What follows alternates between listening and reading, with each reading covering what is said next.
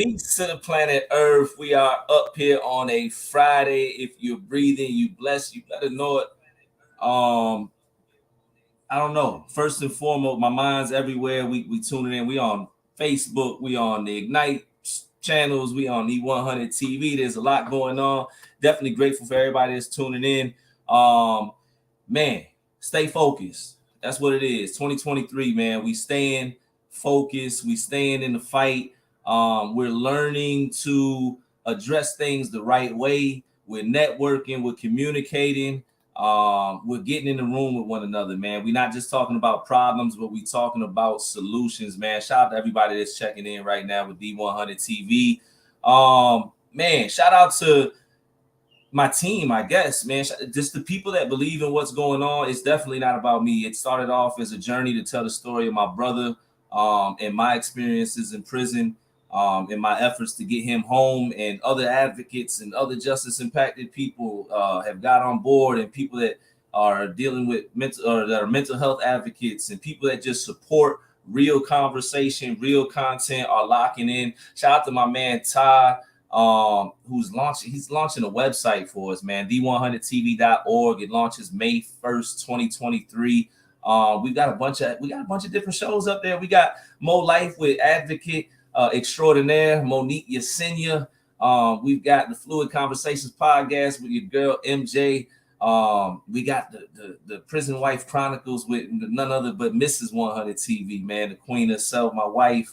And then we got me for what that's worth, man. But we up here, we're building, we getting it done tonight.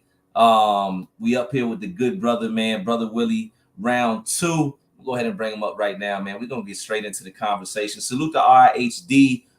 Salute to, of course, to Ignite Justice, the organization I'm proud of. Salute to all the advocates, all the organizations all out there. It's not about titles. It's not none of that. It's about effort. It's about purpose, and it's about figuring out your lane and how you can accomplish the bigger goal, which is the cause and impact on this judicial system, on the justice system as a whole, man. So let me bring my brother up here. Brother Willie X Brown. Salute to you, King. Salute to you as well. Salutes to the audience. Salute to everybody that's instrumental in helping the TV 100, Ignite Justice, everybody, the brother that's helping you with your website. Salute to him. Anybody that's able to aid and assist us in the work that we are doing as advocates. And then, of course, the clarification of what advocacy really is all about. So, man, look, happy for you, proud of you, growth and development. I thank the Most High for us having the opportunity to run into each other and to share words to one another while on the path, man, to self-discovery and prayerfully self-mastery. Salute to your audience and everybody that's tuning in tonight. Honored to be here. Pleasure to be here. Salute to you, man. I want to say I like to give my guests their roses at the top of the hour, man. I just want to say I appreciate you. You one of the brothers that's consistent. Like whether you sending a TikTok post with good information or an encouraging word, like you there, man. So I appreciate it.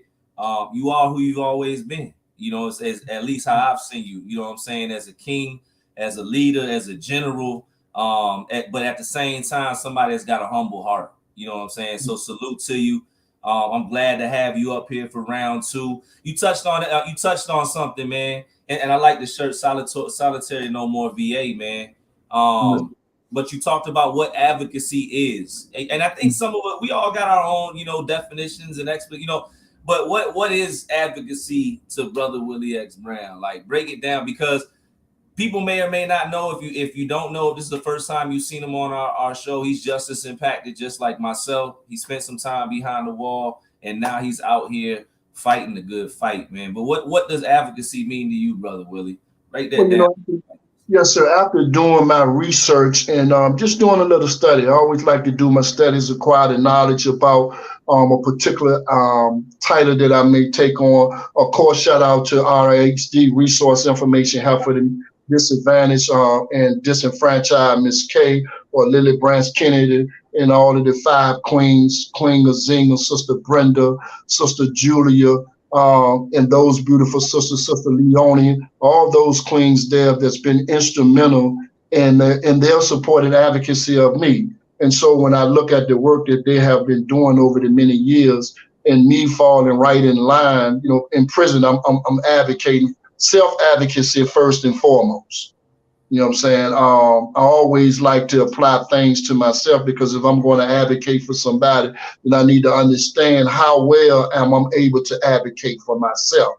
You know what I'm saying? Once I learn the knowledge of myself and what that consists of in terms of being able to fulfill my own personal needs, I got to take the initiative. I got to take the actions, have the self-authority to advocate for myself, my wants and my needs. And so, just right off the point, advocacy is actions that are taken by an individual or a group with power, authority, influence, funding, or expertise to advance, champion, or protect the interests of a particular individual or groups of individuals.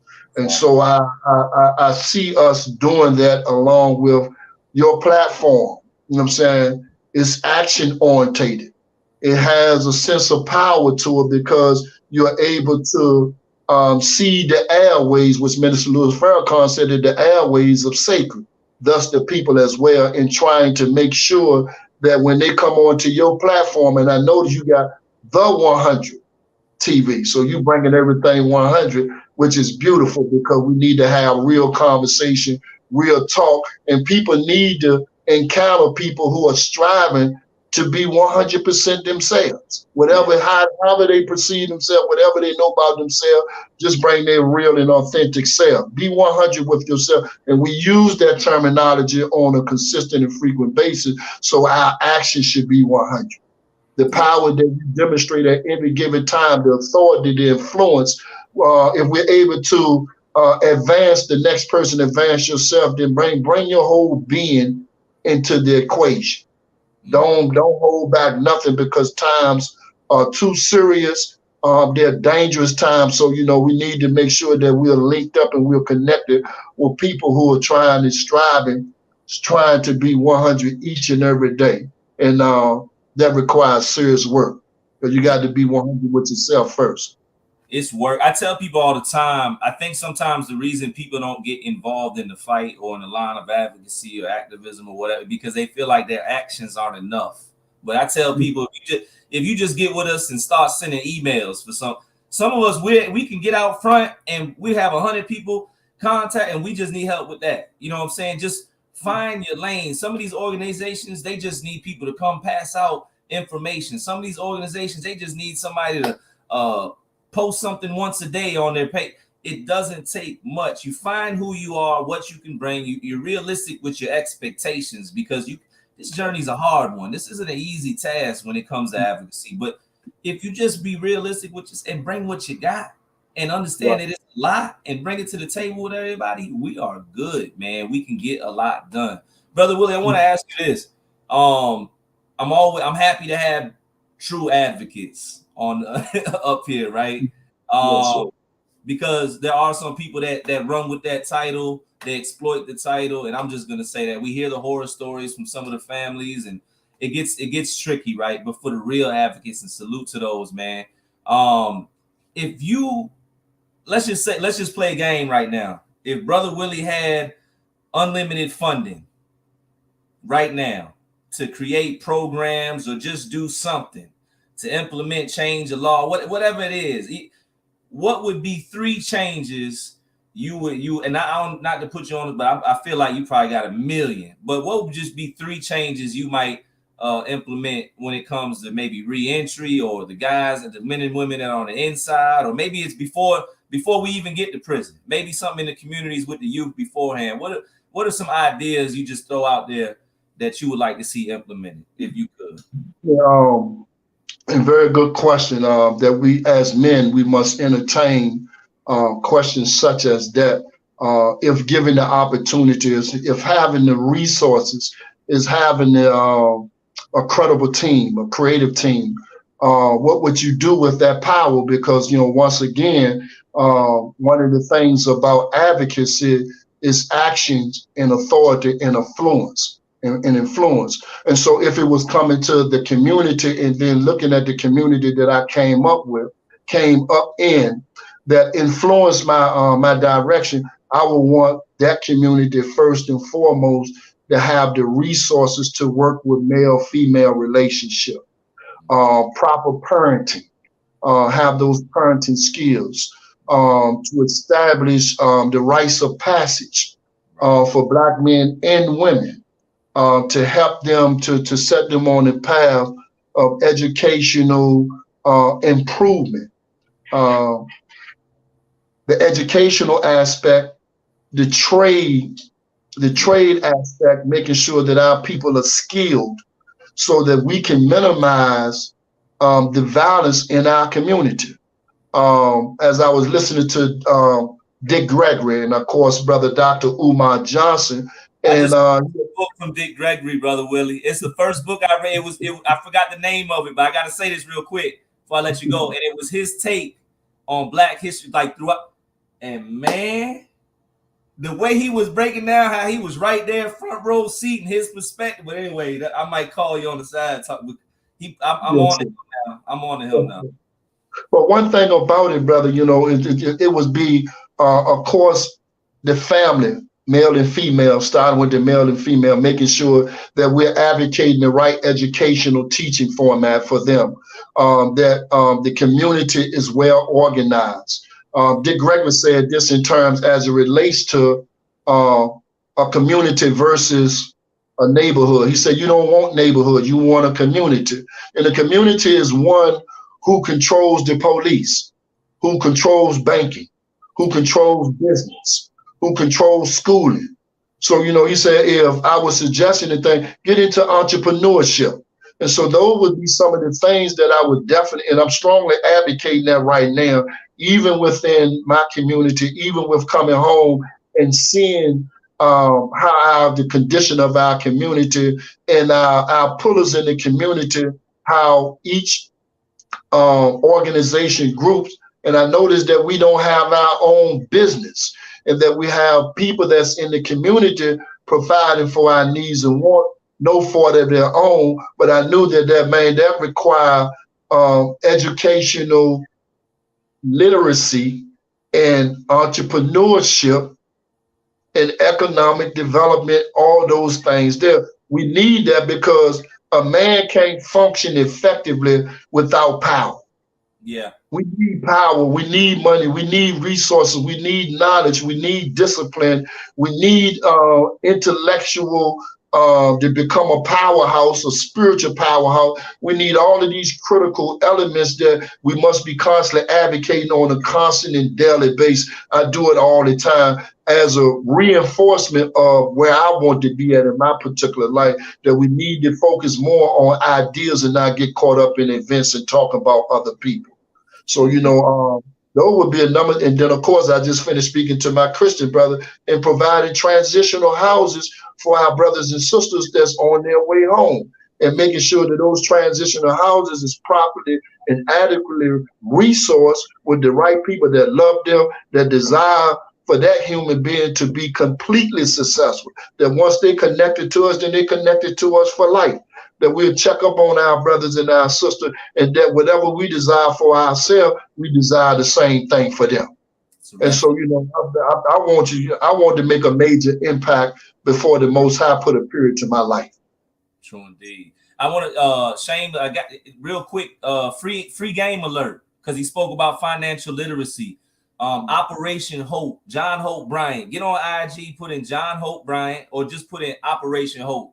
And when you go to Operation Hope on IG, you hit message, and then you just put, I want to start a business, and they're going to send you a jump. And let me tell you something.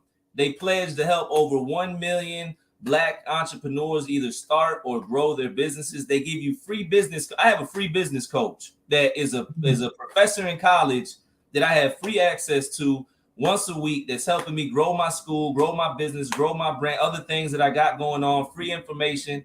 Again, just go to IG, Operation Hope. There's a lot of resources out there when it comes to financial literacy. There's a lot of resources when it comes out to certain things. And I just want to say this, not to get all the way off, but we got to start looking for it. The same way we get up here, and this statement might not apply to this audience, but if it applies to somebody else that you're around. If they got time to get up there on Shade Room, if they got time to get up there and look at what's going on with Beyonce, Jay-Z, whoever, you got time to take 10 minutes out your day to research some information for financial literacy, resources, etc., that could potentially change the next year, 2 or 3 years of your life. So that's, again, man, it's out there. There's free resources from people that care. Brother Willie, I want to ask you this. The state of some of the prisons and stories down here. I'm gonna talk about Georgia real quick. I gotta talk about Georgia. I'd be remiss if I didn't. Bring it on. I'm down here. Georgia is hell on earth right now. It's a war zone. We're seeing videos on Facebook that are getting out. You know, it's public. It's everybody can see it. It's like that, not just in Georgia. It's in different places. The tensions are starting to run high. We see violence increasing out here on the streets. We hear about increasing in the penitentiaries and the prisons. I've heard people talking about down here, they need the National Guard and all that to step in. I don't know. They might need to, you know what I'm saying? But let's just talk about before it got to this point. You know, before it got to this point, what is some of the things, what would you suggest to prison officials, Department of Corrections, any state, when it comes to increasing peace within prisons? You know, is there a specific path that they can take? Can they communicate with certain people? Is there something that they can do before it gets to a situation like Georgia's at now, for instance, or Alabama or any of these other states? Or what, from your experience? I know you got time, like I got time behind the wall. We've seen some things. You know what I'm saying? Yes. We know how it goes. But what are some suggestions? Because I feel like with a lot of the correction officers, it's not just them being short-staffed in the prisons. I feel like they don't have that old school mentality. And back in the day when I was locked up, they'd come talk to you. And if you had some influence in the block or what, they come talk. But what would you suggest as far as ways to increase peace or bring it back into prisons, man? Yes, sir. Another very good question, brother. Back during my time, and you know, the culture training of officers, those administrative persons that supervises over, and even in the police department out in free society, the culture orientation has shifted. Where officers, when I growing up, they was more caring, they was more concerned, they wanted to see you make something out of your life. They didn't rush to condemn you. If you don't be genuine, if you're not committed to the services that you're supposed to provide under that title, in that uniform, and you disgrace that for whatever reason, then you won't be able to minimize the tension. I had an officer that asked me one day, he said, brother, how are you able to gain the respect of the brothers that's in the general population? And I was at Sussers 1 at the time.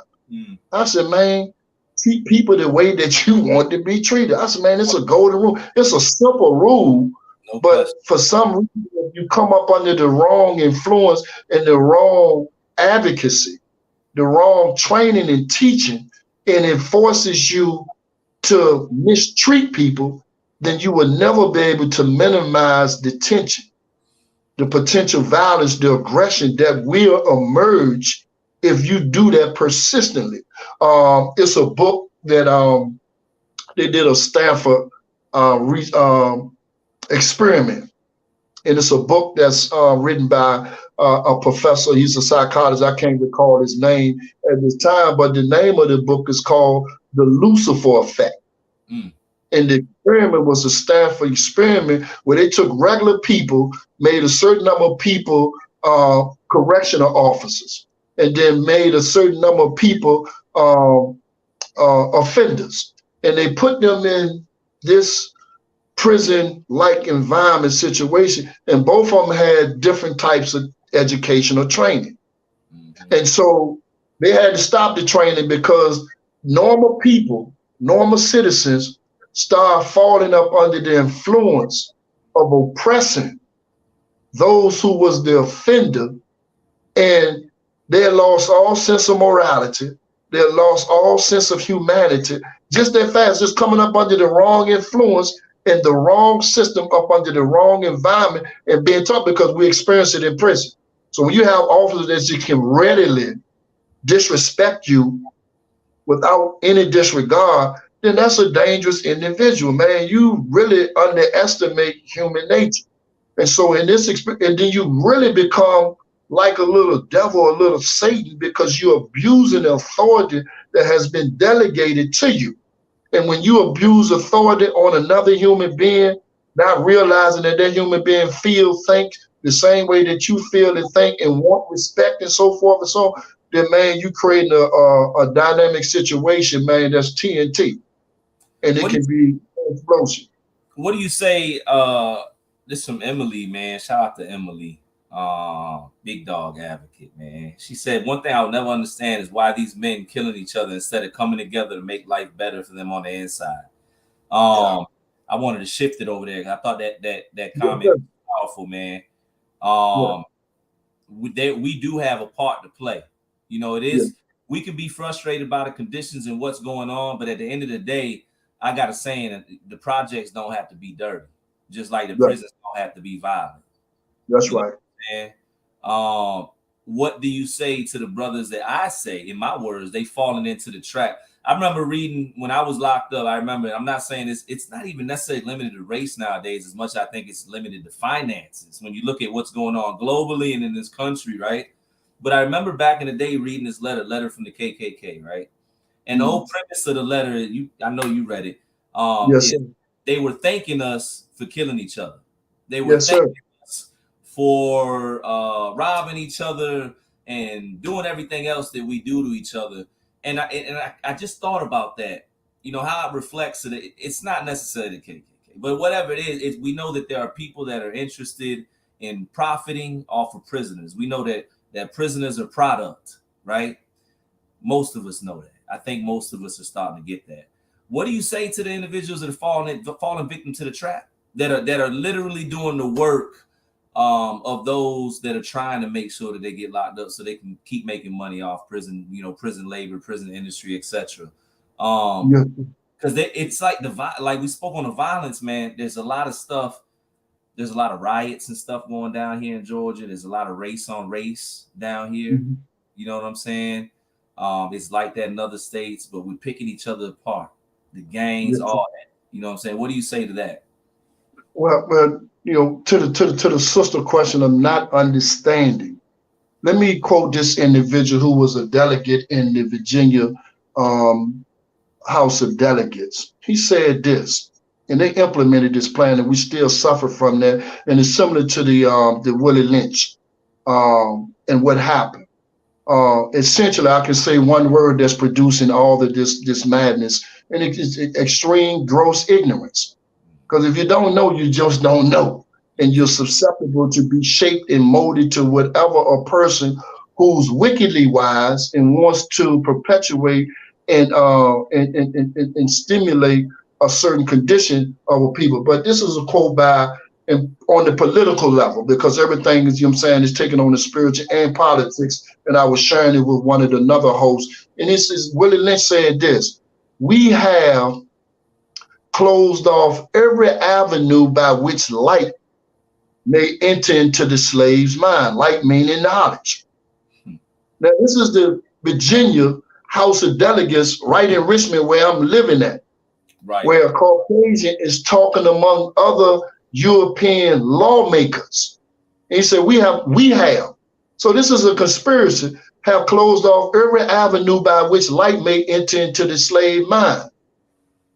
So if you deprive an individual of something that is essentially needed for him, which is knowledge, and you know, in the culture, we learned about the 12 jewels of Islam or the 12 jewels of life. And we know that freedom, justice, and equality, knowledge, wisdom, and understanding, food, clothing, and shelter, love, peace, and happiness. That is a universal language that all of the human family can identify with. But deprive that individual of knowledge and keep him in ignorance, keep him in light. And then the guy said, Henry Barry said, we have also distinguished the light of their capacity to see the light. So not only do you want to deprive me of light, of knowledge of myself, but you want to be able to extinguish the capacity of my intellect to be able to identify with knowledge, with truth, once it's right in my face, and you'll still miss it. And then he said, we have went as far as we possibly can to reduce them to the level of beasts. And so this is where we find ourselves, because when an individual is deprived of knowledge, it brings them, it keeps them in a beast and savage state of mind. And so we learn in the lesson that if we don't have knowledge, that anybody, a wicked person of knowledge, can use us as a tool and also a slave. And so many of our brothers that's caught up in this death-dealing culture or behavior is due to our lack of knowledge and self-love for self. Because once you know yourself, then, man, you're not going to willingly go out there and want to kill any other human being that looks like you first and foremost. And so when you deprive an individual of the knowledge of themselves and they're in a state of ignorance, then we got to look at that all the way up to the 12 jewels. Did you deprive me of knowledge of freedom? Did you deprive me of the knowledge of myself? Did you deprive me of knowledge where I can take care of myself, where I can function as a regular human being? And so we live in a society that works on misdirecting, social engineering. They got the terminology, social engineering. They got literature out there that can teach you about being blinded by the system. And so, you know, if you're caught up in the matrix of this world, and then John D. Rockefeller, you know what I'm saying, he came up with his educational system where they deliberately did not want to produce a nation of thinkers, but wanted to produce a nation of laborers. And so if we have lost the ability, the knowledge to become critical thinkers, then how can you not be susceptible to influences that you neither have the knowledge nor the insight to detect? Matter of fact, you don't even have the knowledge on how your own mind operates. Hey. So we are so much so we are openly easily victimized because, man, that is our biggest. Ms. Farrakhan said our biggest enemy is not the white man or anybody else. It's our ignorance and our fear. Question. That's our biggest enemy that we have to overcome in order to stop the violence. Because now when we came into Nada, I'm going into the prison. I ain't know how to read and write. Right. Somebody stimulated me, got me in the path of reading. So now I'm reading now, my mind is shifting because the mind developed as a direct result of words. And so now when I start developing the ability to be able to read and then comprehend, then I start appreciating myself more. Then I start learning that there are people out there intentionally and willfully wants us to destroy our life only by us not knowing. And so everything that we learn about the society, brother, is based upon the laws. We got lawmakers that making laws that's indirectly or directly affecting our life, and then we're committing crime and we don't even know how much time we might get for the crimes. Nope. Nope. It's death by design. Every Yes, sir. day. I talk to so many people that were incarcerated, just like myself, just like you, and we tend to have one thing in common. We was between the ages of 17 and 22. Yes, We sir. tend I'm just saying we all came from similar environments. Not all of us, but 99 or 98% of it, whatever it is, and we all look similar, man. If that makes sense. We connected. Yes, sir. It is by design. We can see it coming from a mile away, if not more. It's funny, right? There's future parents watching this that can see it coming right now in their own life. They got the opportunity to start from ground zero with new life. But some of us Right. is fall victim. There's people that are coming home from prison that got a second chance, that know what's going on, and still they won't take hold of that new chance, that second chance. They know what's going on. You got people Right. out here that ain't never been to prison, but they done lost their homeboy in the street. They done lost 3 homeboys to prison that ain't coming home for 15 years, and they still out here throwing rocks at the penitentiary. Yes, sir. We gotta do better. I know, there's a lot of people angry. This is to my younger people, man, real quick. There's a lot of people angry. There's a lot of people full of anxiety. Not just the younger people, all of us, I think. This is to Right. my people that are confused, that are full of, they just tired. A lot of people are tired. A lot of young people are tired that I talk to. That's why they don't care. They don't care. They don't care about the fact that there's no reset button. They're not concerned with any of that. But I want to tell each and every one of you, man, yo, life does not have to be prison. It doesn't have to be looking over your shoulder and wondering when the cops gonna come. To my members of my organizations, Bloods, Crips, VLs, King Vice, whoever you is, you guys got power. You Yes, guys sir. got influence. To the big homie, you guys got the boy. Y'all, you guys can literally make a decision and turn the hood from a negative thing to a positive thing. And Yes, we sir. can take away the excuse and we can create our own resources. And this to anybody, you know what I'm saying? But to my because the youngest got influence, they know how to work social media, they know how to get involved, they got thousands of followers, all that. You know what I'm saying? Use your power, understand you guys, it's about y'all. And what Yes, sir. what what a lot of what y'all experiencing, we apologize. We apologize, man. We made some bad decisions, man, but y'all can start making some good ones, just like we are. You know what I'm saying? Anybody, you can turn it around, keep going. This episode was fire. It's been about the fight. To me, that's what we've been talking about. Advocacy. You spoke about something at the top of the show. You said self advocacy. Yeah. I'm saying, and, Yes, and sir. here we are, where we started at the end of this one right here, man.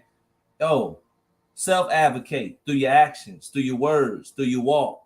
You know what I'm saying? Don't feed into the hype and the stereotype of what they done got. He spoke about the schooling system. We can go deep. Me and brother Willie might be up here 3 hours one night going on. We might make one just about that. You know what I'm saying? But You don't have to. you're being conditioned to live in by limitations. You're being conditioned. A lot of us are being led to the slaughter, if I'm gonna be direct. You know what I'm Right. saying? But we can see it coming. All Yes, sir. we just got to make the hard decisions sometimes. Sometimes we got to go the opposite way from the crowd. Sometimes we got to do different things different, but self-advocacy, continue fighting for your life. Anybody that's watching this, fight for a better tomorrow, better now. You know what I'm saying? Show people your worth, your value in the right way, and continue by all means to fight for those that can't necessarily fight for themselves. Brother Willie, Yes, sir. words. We gotta have you back. You gonna come back for part 3? I ain't mean to put you on the spot. It's all good, brother. How many times you want to have me up there? We definitely need to get on the educational thing. There is a thing, such thing called learn helplessness. There is a thing called learn helplessness that I learned from prison and just studying this world. And that, these psychologists, these sociologists, these psychiatrists, they understand the dynamics of how you can condition a person to take on this learned helplessness or develop this helplessness, power, lack of power. And so when you don't know how to break free from somebody conditioning you, And it's all this in the psychology book, so they can tell you, and so we can go over and we can better understand. No wonder I couldn't understand. No wonder I couldn't break free, because somebody had literally taught me, and we learned it through our peers, and even our peers don't know. Yeah. And so they don't know how to break free until they acquire the right type of knowledge and then understand that we do have enemies. And we have had enemies ever since we stepped foot on the shores of America, and they intend to keep their foot on us. They intend to keep us ignorant. They intend to keep us divided. But I want to share these three principles of advocacy before we close out tonight for the audience. Sure. And they are principle one, independent advocacy is loyal to the people it supports and stands by their view and wishes. And we know many of our people, they got that. And so as individuals, as independent advocates, we know we have to be loyal to the people that we support. If we say we're for our young soldiers and brothers, there's gang affiliated, I don't even like them saying, there's organizationally affiliated, as Minister Fall called them, youth organization, because they're the most powerful generation that our ancestor has produced, because they are fearless. And one thing, when you're trying to get free, you can't be scared. You got to have courage. You got to be fearless. You got to have knowledge, and you got to challenge first and foremost, freeing yourself. Second principle, independent advocacy ensures people voices are listened to and their views taken into account. You providing that platform. Anybody that wants to communicate with you, you provide that platform for them to be listened, because we need to listen to our youngest. Man, where are you hurting at?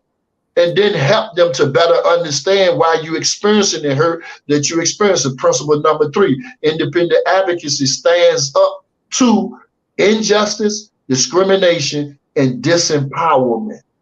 And so, this is what the path that I'm on, I think the path that you are on, because we definitely have to stand up against injustice, because Minister Farrakhan said repetitive and prolonged injustice imbalances the mind.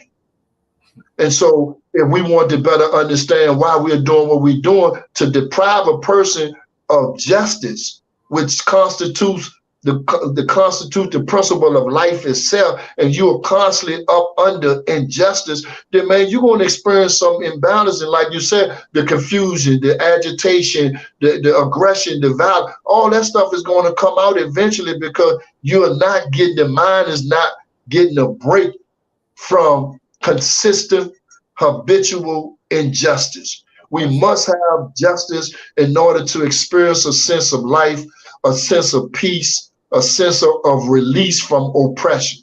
And all of this stuff is attacking the mind. And if your mind is not equipped with the knowledge, which I call what they call it in computer language, they call them firewalls. Okay. So the more knowledge we acquire to protect our subconscious mind, we develop programming firewalls to protect the mind from the onslaught of social engineering. And you have to do this intentionally. You have to take conscious, deliberate control over your own mind through affirmation, so you can seed and program your own. And then you have to discipline yourself and discipline and overcome mental vices, habits. It's extremely difficult, but not impossible, to master your own mind and the processes of the mind and how it works. And once we get there, then we can free ourselves from learned helplessness. This is a learned behavior that we learn from the environment in which we live in, and people will make you think that you can't overcome certain things when we have all of the power that's in us that has not been tapped and unearthed for us to go ahead and move up many more levels of our personal existence.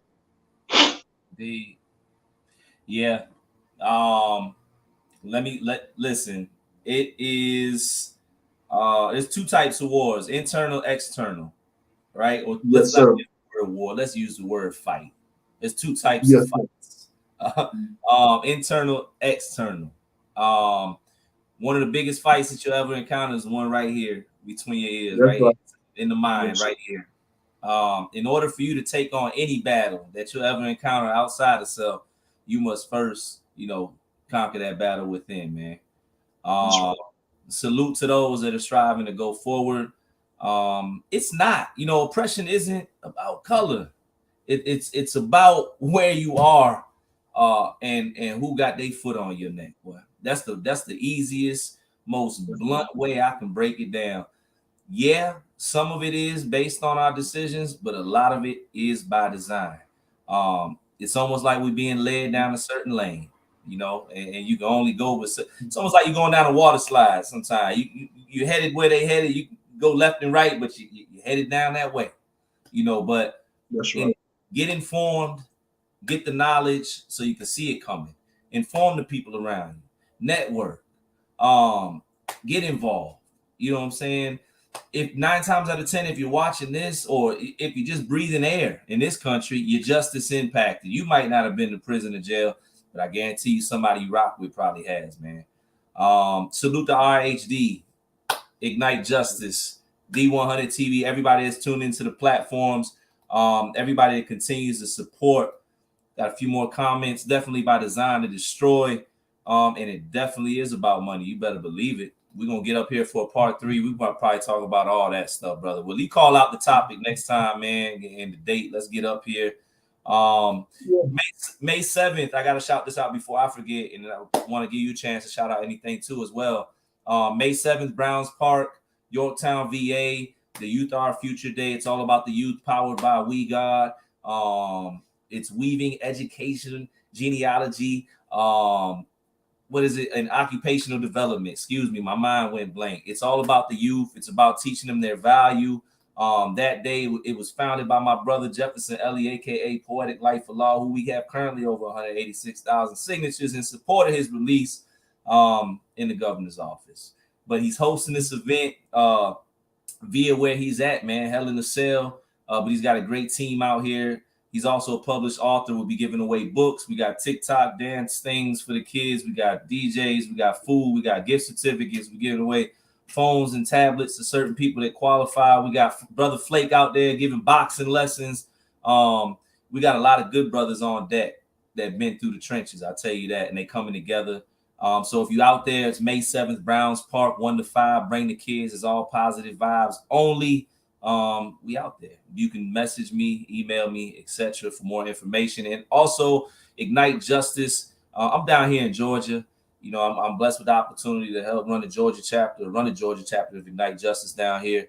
But we are in a few states. We are an organization that's dedicated to abolishing the 13th, as Brother Willie just spoke about. We're dedicated to abolishing slavery. If you'd like to get involved and get introduced to advocacy, if you want to learn how, if you want to learn about Mandela Day that's coming up, you'll see me doing a more of a press and a push with information on that soon as we get a little bit closer to the date. But that's going to be in July. That's going to be a way for an opportunity for family members and the loved ones of those that are justice impacted to get involved. Real simple ways, real easy ways. You just got to be present and show up. And the good thing about getting with advocacy organizations that are really understanding what's going on and are legitimate when it comes to this thing, guess what? You learn how to do it the right way. You learn how to do it the legit way. You learn how to do it the ways that it can be done, man. So those are my quick announcements, man.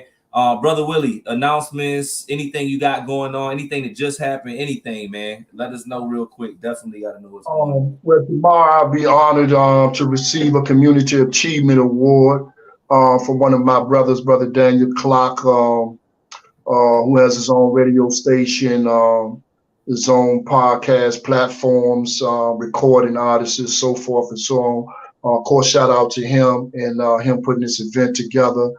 Shout out to your audience who came in with the question and stuff. A lot of the topics can come from them, brother. You know what I'm saying?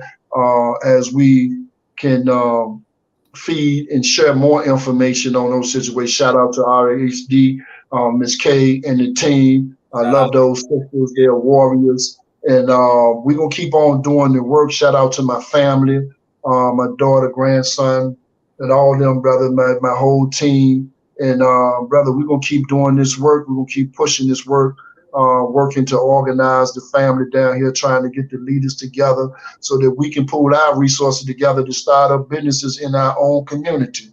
Each church should have their own businesses. And we should collectively come together to open up our own banks, to open up our own hospital, to get us some land to start our own real estate company and all those things there. So that's what's on my plate, man. Constantly empower myself, making sure I'm constantly having clarity of purpose, safeguarding myself, having confidentiality, equitable and diversity empowerment, putting people first, you know what I'm saying, so that we can, and pushing them forward.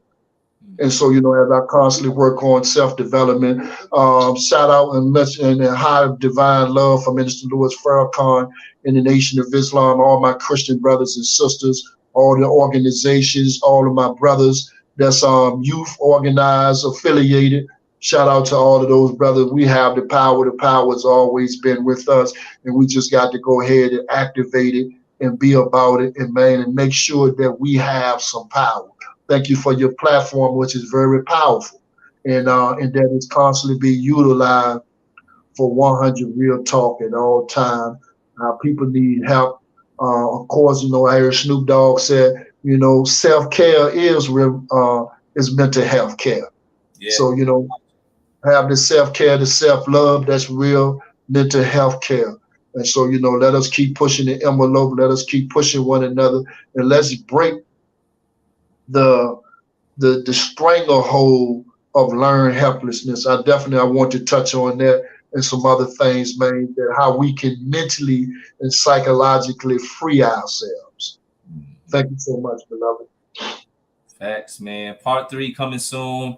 Thank you, brother Willie. Salute. Yes, sir. To everybody, we done touched on it a few times, man. Self-care, etc. Get some rest this weekend if you can. Yes. To my fighters, to my freedom fighters, to my advocates, to my activists, to my voices for the voiceless. You got to recharge the battery. You got to keep, you know what I'm saying? You got to do that so you can go further along in your journey. You got to take some time to get poured into for as much as you pour out. Those are my words on this Friday, man. Salute to each and every one of you. Spread the word. Let them know we here. If you'd like to be on this podcast, this platform, to just talk about what you got going on in a positive way, your organization, etc. Make sure you message me, hit me up, email me, whatever you need to do. We'd love to tell your story. If you're justice impacted, if there's just something you just want to speak to, hit us up, man. This is what this platform's about, and we're gonna keep doing that. We're gonna keep pushing the conversation. D100 TV, nothing scripted, no edits. Peace to all of y'all, man. Till next time. Salute, man. Peace.